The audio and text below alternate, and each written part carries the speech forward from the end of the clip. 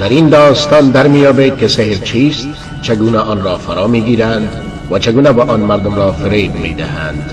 نامش داوود محمد فرعان و اهل یمن می باشد. سحر را از پدر و جدش به ارث برده است. داوود می گوید پدرم جادوگر و ساحر بود و آن را از جدم به ارث برده بود و معمولا شیاطین سحر را نسل به نسل در یکی از اقارب آن شخص قرار می دهند و من چون فرزند کوچک بودم به من رسیده است. داوود از پدرش می گوید که زندگی سختی داشته و نزد مردم منفور بوده و خانواده نیز به خاطر اعمال سحری و جادوگری پدر تحت تاثیر قرار گرفته بودند، ولی مادرم از آن هیچ وقت راضی نبود. داوود می گوید پدرم هر سال به زیارت قبر شخصی به نام بن حلوان می رفت و در آنجا جادوگران و فالبینان جمع می شدند و اعمال شرکی و خرافاتی همچون نذر و قربانی کردن برای غیر الله نزد آن قبر انجام می دادند. او می گوید وقتی نوزاد شیرخوار بودم به بیماری سر مبتلا شدم.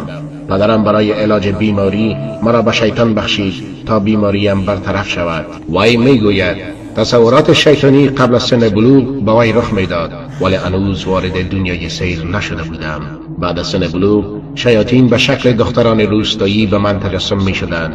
این وقایع بیشتر در اماکن خالی و بیرون از روستا برای من شکل می گرفت. وی همچنین می گوید یک شب زمانی که به روستا برمیگشتم در مسیر راه یک الاغ سفید را دیدم که به درخت بسته شده بود و آماده بود برای سوار شدن. چون راه دور بود بر آن سوار شدم. در مسیر راه به یک مانع برخورد کردم و پایین شدم. در پشتش با شلاق زدم تا حرکت کند. بار دوم که شلاق زدم به صدا در آمد و گفت فکر میکنی من الاغ هستم؟ بار سوم که با آن شلاق زدم به زمین محو شد و من نیز عقل از سرم پرید و تا 3 سال به خاطر دیوانگی مادرم مرا به زنجیر بسته بود. در این اثنا شبها مادرم زنجیر را باز می کرد و من از خانه خارج می شدم و خوردنی های نجس و گوشت مردار و سگ را می خوردم. در یکی از شبها شیاطین زنجیر مرا باز کرد و مرا به طرف قبر بن حلوان هدایت کردند و در آنجا به من اجازه سحر و جادو داده شد و گفتند به تو کرامت پدرت داده شده است، ولی به شرطی که هر سال به زیارت این قبر آمده و یک گوسفند را قربانی کنی. سپس به روستا برگشته و شیاطین کتاب، انگشتر و تسبیح پدرم را به من نشان دادند تا به اغوای مردم بپردازم و از من خواسته شد تا به مکان خلوت بروم و دور از چشم مردم باشم. سپس از من خواسته شد تا به خداوند کفر بورزم و قرآن را از وسط یعنی دقیقاً از سوره کهف نصف کنم و هر قسمت را زیر قدمهایم بگذارم. سپس قرآن را ورق ورق کرده و به شکل فرش درآورده و بر آن می خوابیدم. بر آن راه می رفتم و تا 40 روز در آن مکان می ماندم بدون وضو و بدون طهارت. یعنی نباید نماز بخوانی و نباید آذان بشنوی و اگر صدای آذان را بشنوی باید مؤذن را لعنت کنی. در این 40 روز هیچ نوع پاکی نباید استفاده شود تا جایی که یک جادوگر و ساحر به کثیف ترین درجه می رسد، حتی از سگ هم پست‌تر.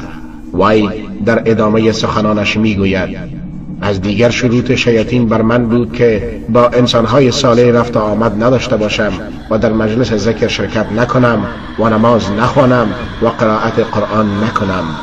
ولی به من اجازه داده شد تا برای فریب مردم بعضی از سوره ها مانند سوره اخلاص را بر بیمار بخوانم، اما بلافاصله بعد از خواندن آن شروع به گفتن کلمات شرک‌آمیز می کردم و کفریات را تکرار می نمودم. داوود می گوید من چندین بار برای شیاطین نماز خواندم.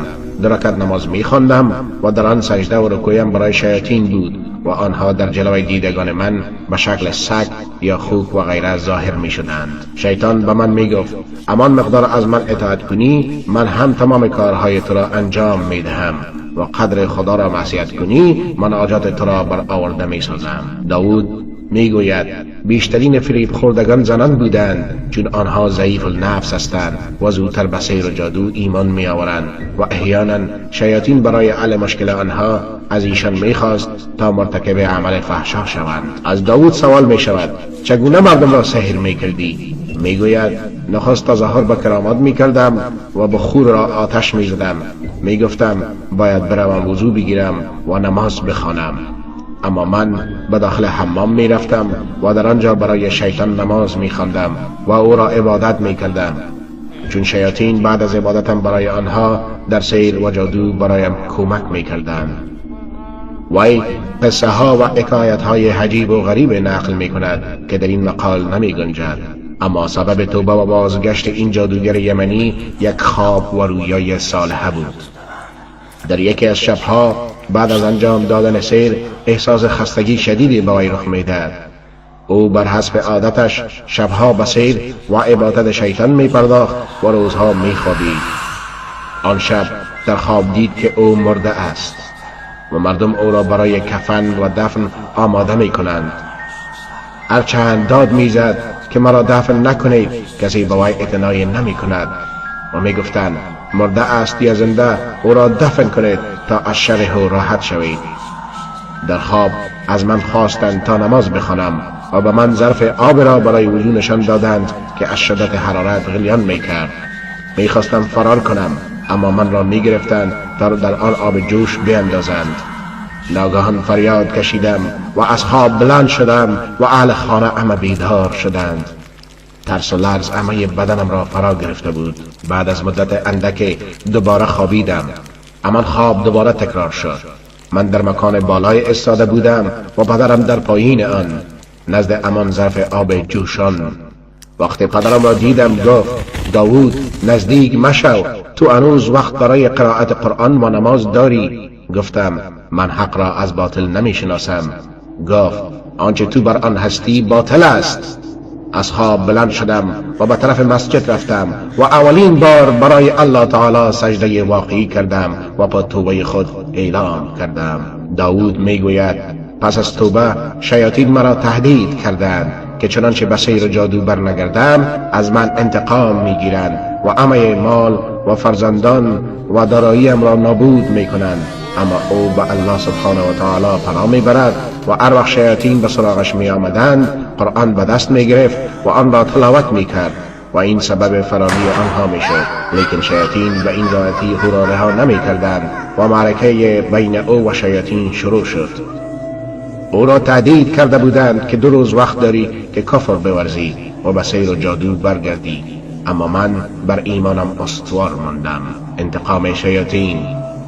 داوود میگوید یک روز با فرزند بزرگم که 9 سال داشت در خانه نشسته بودم که ناگهان 2 چشمان فرزندم از حلقت بیرون در آمدند. سپس همه بدنش تکه و پاره شد و در همان روز بعد از 20 دقیقه فرزند دومم که 6 سال داشت به همین شکل کشته شد.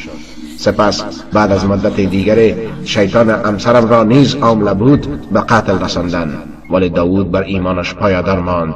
خداوند او را ثابت قدم نگه داشت، براستی که مکر و کید شیطان ضعیف است. بعد از توبه این جادوگر یمنی ساحران و مردمان زیادی به سوی پروردگارشان بازگشتند و از سیر و جادوگریشان توبه نمودند. در خاتمه همه ساحران، جادوگران، فالبینان و معتقدان به آنها را به سوی بازگشت به سوی الله سبحانه و تعالی دعوت می نماییم و می گوییم هنوز وقت برای توبه و بازگشت وجود دارد. بیایید با ایمان به الله تعالی و به کفر به شیطان زندگی تمام و با آسایش و آرامش برای خویشتن و ارمغان آورید.